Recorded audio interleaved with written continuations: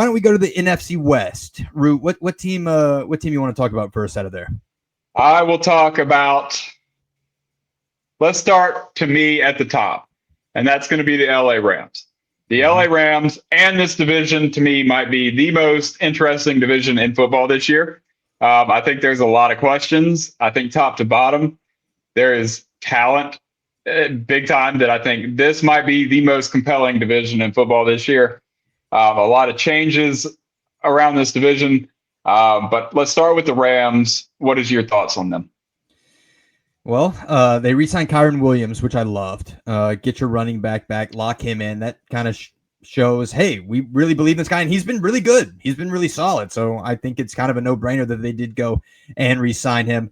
I love the addition of Davante Adams. I think this is going to be and Rams fans, don't get mad at me when I say this, but here's the TikTok clip for your Root. Davante Adams might be the best wide receiver that Matt Stafford has played with since Megatron. And I know that Cooper Kupp won the Triple Crown and they went and won the Super Bowl that year. I get that. But there are things that Davante Adams can do that Cooper Kupp just can't do. He's an X, right? He can go up there and get the jump ball. He can run like a beautiful post route or out route. And Cooper Kupp can do those things too, but Cooper Kupp was mainly like just an extremely efficient and elite slot receiving option.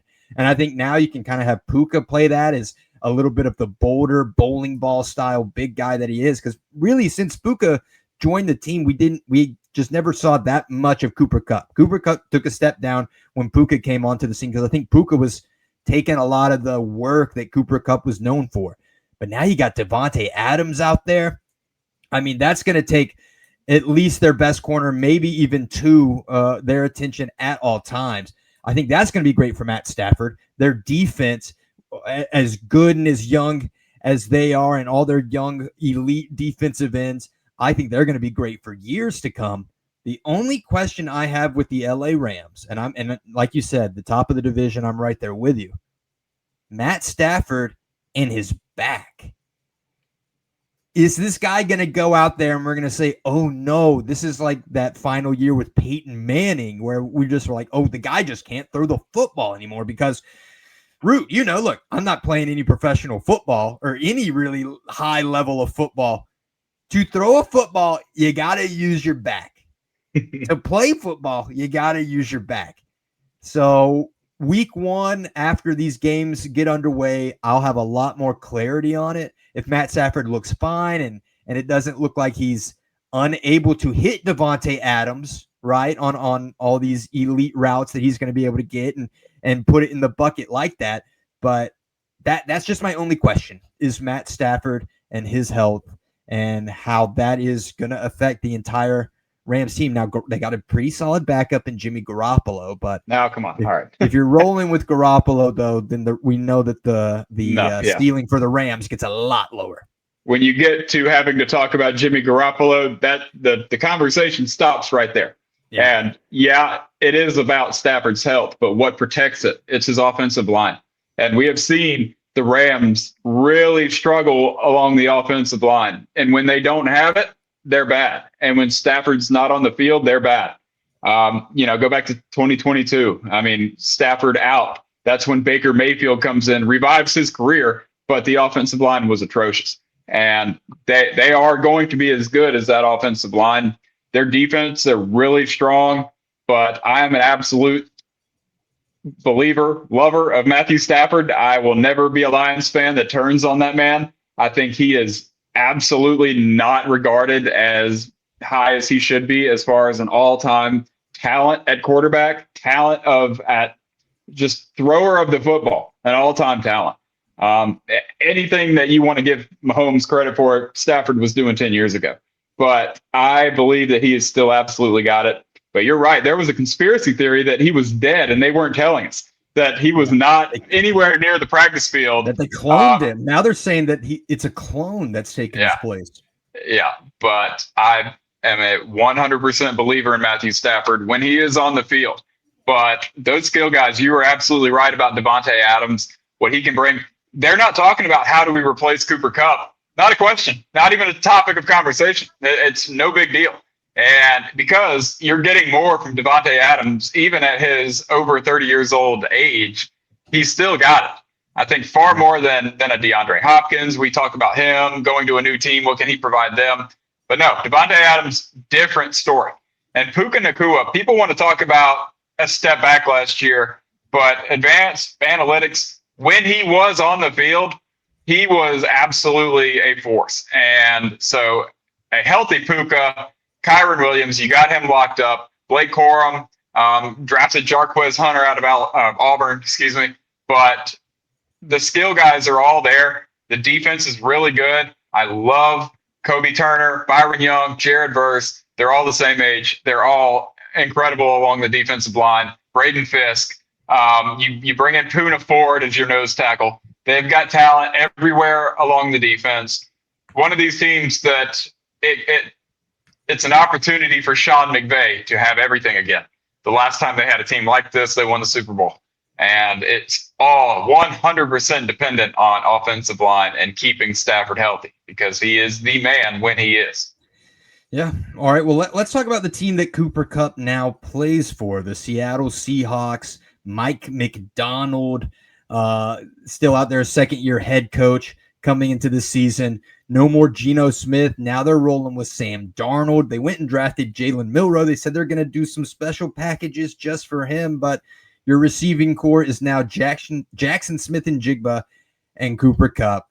And you also have Kenneth Walker. And if Kenneth Walker can ever just stay healthy, I think he'll be good. I'm looking through a fantasy football lens, I'm incredibly anti Kenneth Walker, but on a football field, I like Kenneth Walker. This team, I don't know what to make of them. They won 10 games last year, Root. 10 games. And I don't know if they got better or if they got worse. I'm really not sure. Darnold and Geno Smith had pretty comparable years last year. I think Sam Darnold had some more touchdowns, but how much of that was Kevin O'Connell over there at Minnesota? I really don't know. This is the weirdest team to talk about for me. I just feel like it's so up in the air. I could see them winning 4 games. I could see them winning 11 games. What is Cooper Kupp? Are we about to have a 600-yard, 6-touchdown year where we're like, that 1 year for Cooper Kupp was great, but that was about it? Or is Cooper Kupp going to, come onto the scene and have 1,100 yards, 10 touchdowns? I don't know. What's Jackson Smith-Njigba going to do? Is he going to continue taking a step up? Last year he had 1,000 yards for the first time. He's now that DK Metcalf and Tyler Lockett are out of the way. I don't know, man. This is the most confusing team, hardest to predict. What are you thinking about them? I'm feeling pretty good that they are solid, and that is because Mike McDonald is a defensive guru. We look around, everybody trying to find their offensive mastermind. Will McDonald is that on defense, and they will have a top 5 defense in the league that I think they will lean on heavily. They are young, and they are getting better. You look at their defense last year, maybe a weakest link was rookie Tyrese Knight in the middle linebacker spot, a year older. But Devon Witherspoon, they've got so much young talent on defense, and they were good last year. The second half of last year, they were near the top 10. They were in the top 10 on defense and a lot of different statistics. I think they're right back there, if not a lot better. Offense will be the big question. How much success will hinge on Kenneth Walker being healthy? When on the field, he's incredible. But I think Zach Charbonnet might be one of the best number 2 running backs in the league. I think they're absolutely okay with him as your number 1 because you kind of at this point have to maybe plan for that. It might come. Smith-Njigba, I think, is very good. Maybe a little bit of a step back, but I think that he's going to be okay. I think you are taking a bit of a step back, maybe very, very minimal at the quarterback spot. But Geno kind of had to step up and save the day quite a bit last year. I don't think Darnold is that. I think Darnold is slow and steady and can be safe. But again, this team is also one, just the past few years, heavily dependent on the offensive line and how good they are. I think tight end, you let Noah Fant go, he gets to Cincinnati. Now it's going to be between a rookie Elijah Arroyo and one-year guy AJ Barner, but they must like them. You let Noah Fant go. So again, heavily dependent on what this offensive line is, because when Darnold is pressured, he is bad. He is bad. And when he was with Minnesota last year, it all fell apart when he got pressured. And when he's not, he can be very good and lead his team to a lot of wins. But Minnesota was very good and protected him well for the most part. But when they did not, he is atrocious. So that is the number one thing to me. Yeah. Well, there at the end of the year, the Rams and your Lions started blitzing really heavily, and we saw Sam Darnold look like he used to look with the New York Jets. But to, I guess, counteract that point, that the Seattle Seahawks organization saw all that too. So I have to imagine they have some type of plan, right? You would think. Like, they definitely can't just go into the season and hopefully no one ever blitzes. You know what I mean? But I don't know. Seattle Seahawks, they're a big question mark for me. But let's talk about another team in this division that there's a lot of question marks all over this division, but another one, the Arizona Cardinals. And I'm kind of high on the Arizona Cardinals. I like Arizona. I like Kyler Murray. Kyler Murray is a good quarterback. He's one of the better scrambling quarterbacks that we have. When you go look at all the stats, when he's healthy, he's good. Marvin Harrison Jr., can you show that you are the son of Marvin Harrison? There was so much hype around this guy coming into the draft. This is one of the best receiving prospects we had in so long. We didn't see it. He wasn't the top receiver. He was not. He might have been the third best behind Malik Neighbors and Brian Thomas. He might have been behind Ladd McConkey. I don't know. But if he can look great, I love Trey McBride, who is now the highest paid tight end in the NFL, right? Or right there behind George Kittle. I like James Conner. I think James Conner is really good. You have to be really good to be almost 30 and be a running back and get a contract extension. So I really like their offense. Their defense, who knows, right? I love who's their safety? Help me out here. Buda Baker. Buda Baker. He's great. He's elite. So as long as he's healthy and he's active, that part of their defense is going to be good. But I was high on Arizona last year. I had like the same prediction last year. But now I'm thinking, give Marvin Harrison another year. Let him get more comfortable one more year. I could see Arizona being frisky, being sneaky, maybe making a late playoff run potentially. I like Kyler Murray. What can I say? Yeah, I don't as much as you. I do like a lot of talent on this team. James Conner was a fantasy league winner for me last year. Just as steady as can be, even at 30.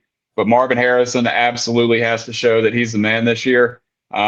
Number 2 wide receiver, Michael Wilson. They're a young team. They get Josh Sweat to come off the edge on the defense.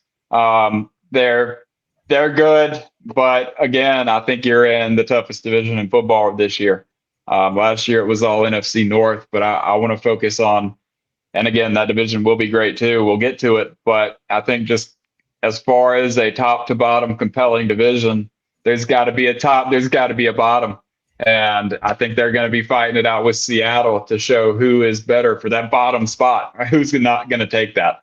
And again, I keep doing it. Offensive line, the health of this team, Kyler Murray, very dependent. The running back, even at his age, James Conner, but Trey Benson, a lot of people like as the number 2 back. Trey McBride is perfect for this team. Kyler Murray needs a tight end that he can include in the offense in a big way, and he's got maybe the best. So they're going to be good. This is going to be such a scrappy division. I don't know how exactly the bottom shakes out. I think they're going to be neck and neck with Seattle. Maybe a slight edge to Arizona if all things are perfect, but I don't think they will be. Yeah. All right. Well, hey, one more team here in the NFC West. More question marks. The San Francisco 49ers. No more Deebo Samuel. Juwan Jennings is hurt. I think every running back is hurt except Christian McCaffrey and now Brian Thomas Jr., who's out there. Brock Purdy just got his nice contract. They've got the best all-around tight end in the league in George Kittle, especially when it comes to blocking. Love me some George Kittle. Their defense, they've lost some pieces as the years have gone by from their Super Bowl contending days. But I just have to believe that last year it was just because of Christian McCaffrey being unavailable. It was because Ricky Pearsall was unavailable, their first round pick at wide receiver, who I saw at the Senior Bowl, and that was the most impressive. I remember last year, I thought Ladd McConkey looked great at the Senior Bowl in the one-on-ones, and I thought Ricky Pearsall looked really great at the Senior Bowl in the one-on-one. So now they're going to get him. He looked good at the end of the season last year in the few games that he played after getting back from being shot. And then Brian Thomas Jr. gets shot one time too, and that's why he was injured in Washington. So I don't know. Be careful, I guess. But I think Shanahan is a good coach. Is he a coach that can win a Super Bowl? I don't know. I talked about my beef I have with Dan Quinn. I love Dan Quinn still, but I have legitimate beef with Kyle Shanahan. I do not like Kyle Shanahan. He's the reason we lost the Super Bowl. But this team does still have Super Bowl, NFC champion DNA in it. A lot of these players have played in that game. And it can be tough coming right off the loss. Now there's a year between that where they did not live up to expectations. If Christian McCaffrey can stay healthy, and I've seen all these little off-season workout videos that he's doing with Luke and with Bijan, I think that this team rides or dies with Christian McCaffrey. And if Christian McCaffrey can give them 14 games, I think they'll make the playoffs. If Christian McCaffrey gives them less than 8, they're not going to make it. And I think it's just as simple as that. I think it all just rides on CMC. It does. I'm also with you on the coach. Not a fan. I think he's so overhyped, but he's had to deal with a lot when it comes to injuries. And I don't know if I've seen in recent memory a more wide receiver desperate team. The moves they've made, they bring in Sky Moore from the Chiefs. I mean, they're trying to pick guys up left and right to see who can play the position for them. Rookie Jordan Watkins out of Ole Miss. I mean, a guy that I like a lot, but he's been banged up. We don't know when Ayuk will be back. It's really tough. Trent Taylor, Jacob Cowan going down their depth chart, all on IR. They have a real issue at wide receiver that Ricky has to be the man. For my fantasy team, Ricky has to be the man. And he's going to get every opportunity to get a ton of targets. And I like Ricky a lot. I think he's going to be very good for them. But that's that position. Far more important is McCaffrey. And with him not on the field, you do make a move. Like we mentioned, Brian Robinson, bringing him in, definitely a different kind of player, but a solid player. A solid player that can take a beating and give you a heavy workload as much as he needs to take on. He can do that. And maybe you try to limit, or you don't have to hang all the workload on McCaffrey at this point. I think he is as good as a number 2 that the Niners could have brought in. But defensively, also, they will be good, but maybe some age of Nick Bosa, Fred Warner. We've got to see how these guys still are. Still, can these guys, the older guys, be healthy? They get their after Mykel Williams on the edge out of Georgia. Like him a lot. He was a big impact player out of Georgia. He should play immediately day one. But I think the Niners, this is an awfully health-dependent division. We're talking about the Rams, and with its Stafford, that this one injury could shake this whole division. And every single year so far, it seems like the health is such a question with the Niners, but big holes at the wide receiver spot.